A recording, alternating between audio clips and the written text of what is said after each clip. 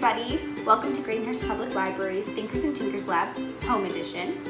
In case this is your first time with us, my name is Jen, and I'm here every Tuesday and Thursday at 2 p.m. doing fun STEAM activities with you. So that's science, technology, engineering, arts, and mathematics that you can do at home. Today, we're going to be working on the A in STEAM, which stands for the arts. Now, when you think of the arts, you might think of things like painting or drawing or maybe even sculpting, but the arts can also be music and drama as well. Today, we're going to look specifically at paper sculpture techniques and how to use them to create your own fantastic masks. For example, you could make a foxy mask. You could do a ferocious dragon. Rawr. You could do a beautiful spring sunflower.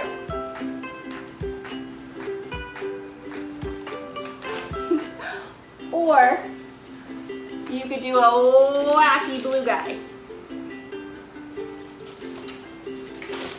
The choice will be yours. Let's get started. Okay, so here's what you're gonna need. First of all, you're gonna need paper. You can't do paper sculptures without paper. Now, I used scrapbooking paper, but you can use printer paper, you can use newspaper, you can use old magazines. Any paper you can find around the house is gonna work just fine for this. Next, you're gonna need something to hold it together.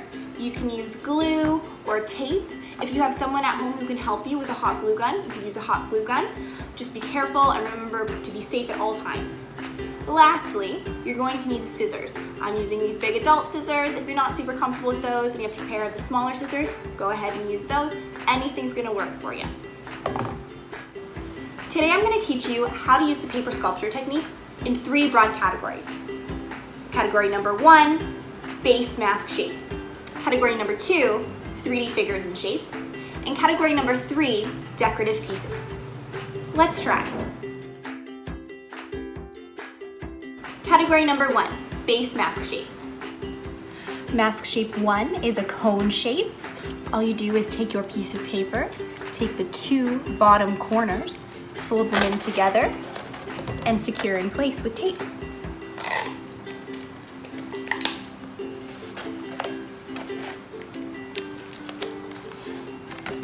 Once you've secured it on the outside, you can secure it on the inside as well, doing another piece of tape right there.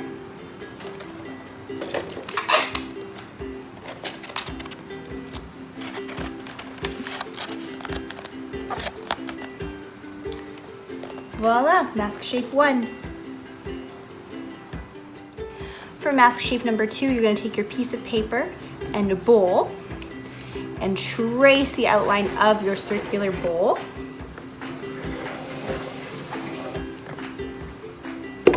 Once you have an outline, you can cut that out.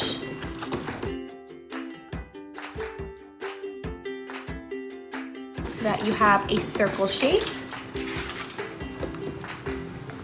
And you're gonna cut a few shallow slits all the way around the outside of your circle shape.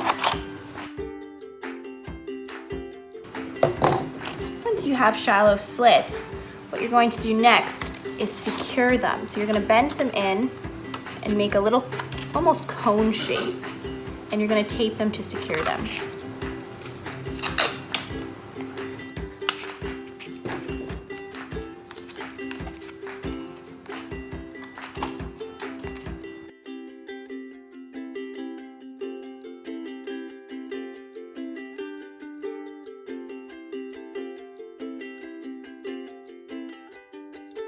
And that's going to give you mask shape number 2, which is a circular mask.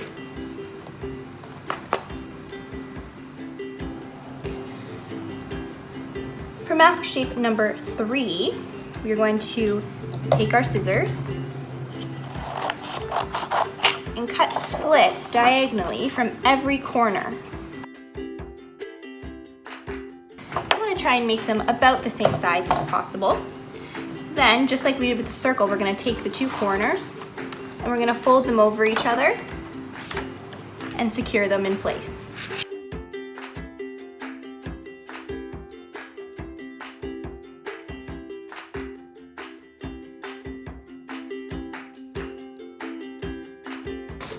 I'm gonna tape down the extra little edges.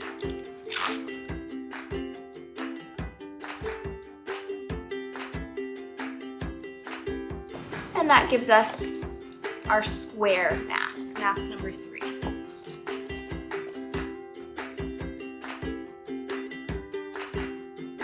Category number 2, 3D figures. Now I'm going to show you how to make a spiral shape that you can attach to your mask. First, think about what size you want your spiral to be. And you can cut that out. If you wanted to have more squared edges, you could keep it as a square. I'm going to make mine a little more circular. So I'm just going to start by cutting out a circle.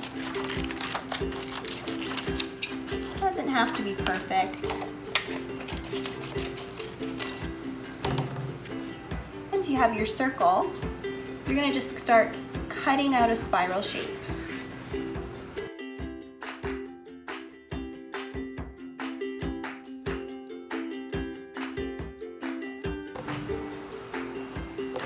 And then voila, you have a 3D spiral that you can attach to your mask. Now I'm going to show you how to make a loop. Think about how big you want your loop to be. And cut out a strip.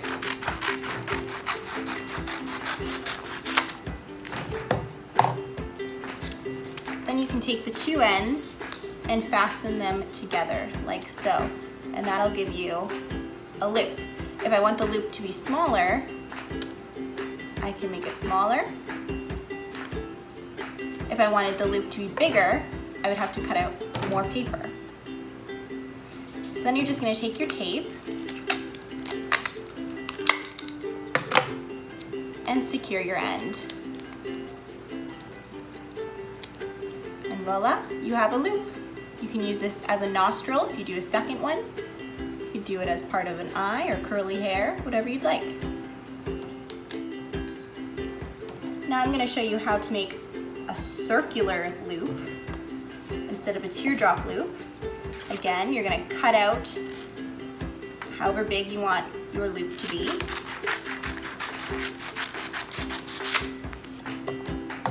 And then instead of pressing the 2 ends together, you're going to fold one on top of the other to make a circle. And then just like before, you'll secure it with tape.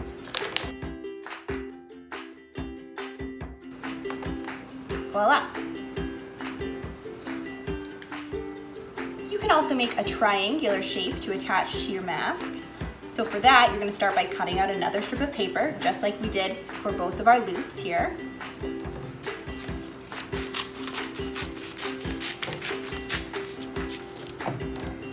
And this time, you're going to fold it. So you're going to fold it into 4. So you're going to start by folding it in half. And you're going to take your 2 outside edges and fold in to the center.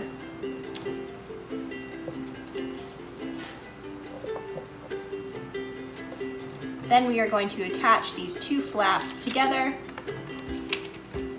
to make a triangular prism. So once again, securing with tape.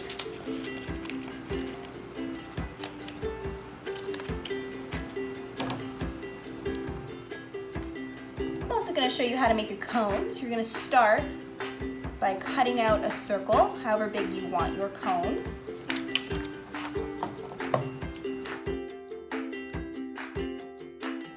If you're not the best with cutting out circles, you might consider tracing a cup or a plate.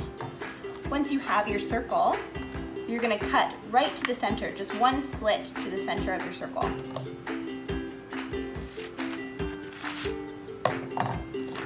Once you have your slit, you can fold it over itself and make a cone. Once again, you're going to secure with tape.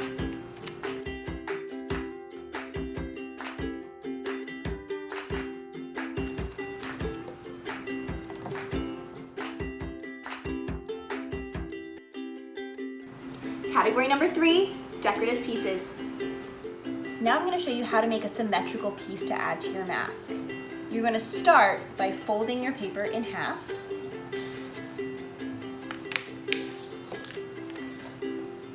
And then we're going to cut on the fold. If you have a design idea, you can draw the design. You just have to make sure not to cut this fold section. Let me show you.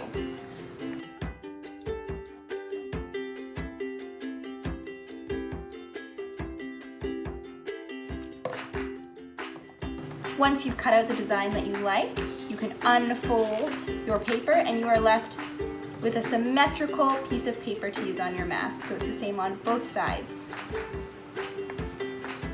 You can do big ones, or you could do something smaller that's symmetrical.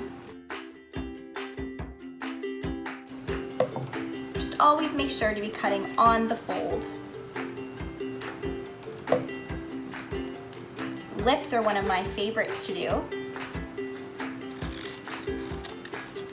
Do a big smile and curve into the center. You open it up, you have a nice pair of lips.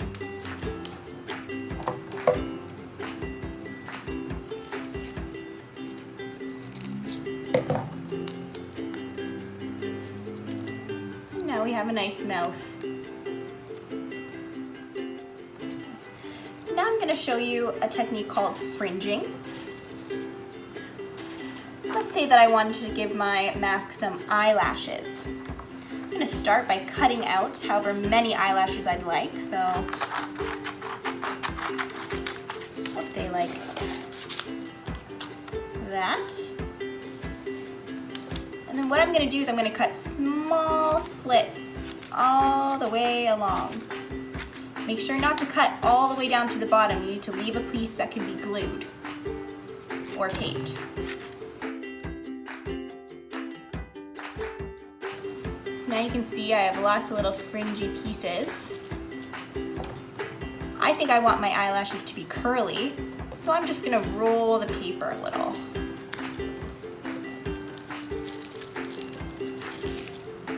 Just crinkle my lashes a bit. There you have it, eyelashes. You can also do curly pieces to add to your mask. So let's say I wanted to do some curly hair. I would start by cutting out long, thin strips of paper. I'm going to take that strip and I'm going to curl it around my little finger. You could also curl it around a marker or a pen or a pencil.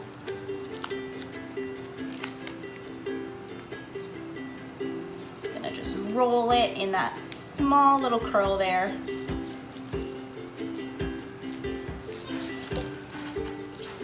And when you unfurl it, you have a curly piece.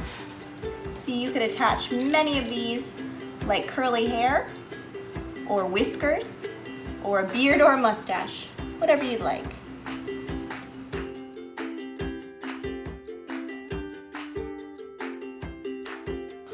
Once you have all of your pieces cut out, so your symmetrical pieces, your decorative pieces, your 3D pieces, you can start adding them to your mask.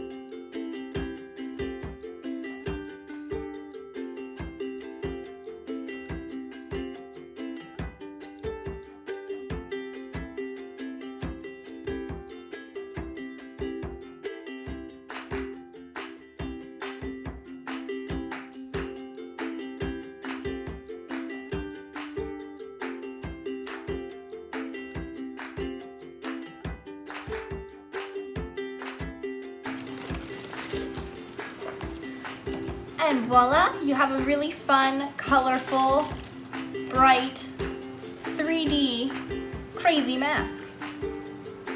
Woohoo, we did it! We conquered all of the paper sculpture techniques. Great job. And we even made a really funky mask. But now, I want to see your masks. I want to hear from you. Please, please, please comment on this video. Upload a photo or video of your amazing mask. Tell me what worked, what went wrong. What did you think about paper sculpture techniques? Don't forget to like this video and please subscribe to our channel if you're watching on YouTube. Thanks guys, and I'll be with you again every Tuesday and Thursday at 2 p.m. I really look forward to it. Thanks for having me, Gravenhurst. I'll see you next time.